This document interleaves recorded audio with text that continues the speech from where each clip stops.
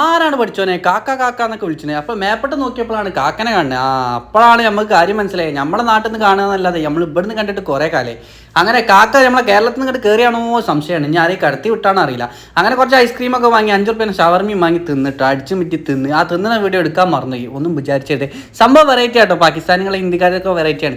അങ്ങനെ 10 റിയാലിൻ്റെ ബിരിയാണി ഉണ്ട്. അത് നേരെ കണ്ട് കയറിയാണ്. 10 റിയാലിൻ്റെ ബിരിയാണി എങ്ങനെ ഉണ്ട് നോക്കണമല്ലോ. അത് ടേസ്റ്റ് ചെയ്യാൻ വേണ്ടിയിട്ട് സർഫ് ചെയ്യാണ്ട് പോയാൽ അങ്ങനെ എന്തായാലും 10 റിയാലിൻ്റെ ബിരിയാണി എത്തിയ ഒപ്പം ഒരു പായസം എത്തി. പായസം കിട്ടിയപ്പോൾ തന്നെ ഞാൻ അടിച്ച് മിന്നാണ്ട് കയറ്റിട്ടോ. പായസമല്ലേ, പായസം പിന്നെ നമ്മൾ അങ്ങനെയാണല്ലോ, അടിച്ച് മിന്നി കയറ്റാൻ വളരെ ഉസാറാണ്. പിന്നെ ഞാൻ കുറേ അങ്ങോട്ടും ഇങ്ങോട്ടും തിരിച്ചു. പഠിച്ചോനെ അമ്മാതിരി വലിപ്പമുള്ള മീനാണ്. ആ അമ്മാതിരി മീൻ എന്ന് പറഞ്ഞാൽ 10 റിയാലിന് ആ മീൻ എനിക്ക് മുതലായോ ഒരു സംശയം. കാരണം മീൻ നമ്മൾ ഫ്രൈ ഒക്കെ വാങ്ങി നോക്കുമ്പോൾ പെന്നും വിലയാണ്, അത് നോക്കിയിട്ട് കാര്യമില്ല.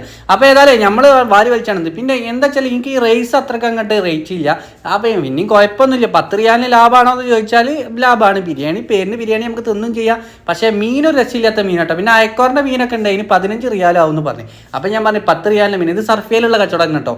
അപ്പോൾ ഏതായാലും നമ്മൾ 10 റിയാലിനും 5 റിയാലിൻ്റെ ബിരിയാണികളൊക്കെയാണ് ഇപ്പോൾ തെരഞ്ഞു പിടിച്ച് പോകുന്നത്. അപ്പോൾ ചെറിയ പൈസക്ക് നമുക്ക് തോനെ തിന്നാൻ കഴിയുമോ എന്നുള്ള പരിപാടിയാണ് നോക്കണേ. ഇവിടുന്ന് കുറച്ച് അങ്ങോട്ട് പോയി കഴിഞ്ഞാൽ വില കുറഞ്ഞ് ഇങ്ങനെ പോട്ടോ.